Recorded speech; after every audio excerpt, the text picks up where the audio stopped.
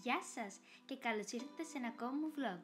Αν θέλετε να μάθετε πού πηγαίνω, μείνετε συντονισμένοι. Και αυτή είναι η πτήση για Μάντσεστερ στις 9:40. Και να είμαι κι εγώ. Σιγά σιγά επιβιβαζόμαστε. Αλλά έχει πολύ ουρά.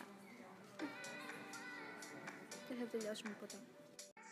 Και να το, ήρθε το αεροπλάνο μας, επιτέλους. Και ακόμα περιμένουμε στη σειρά σε περίπτωση που αναρωτιέστε.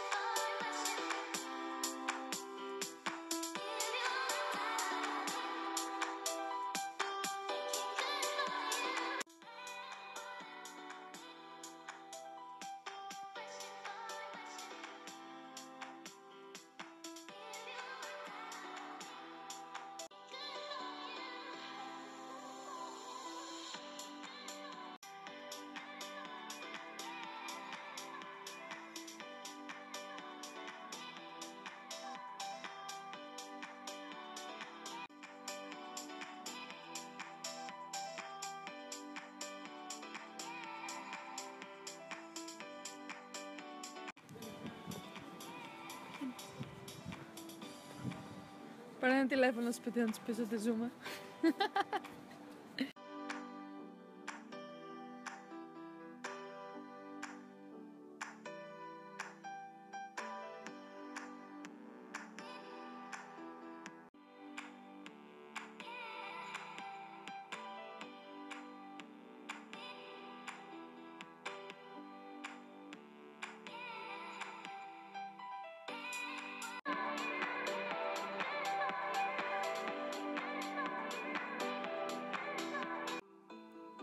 Αυτό το ταξίδι δεν τελειώνει εδώ.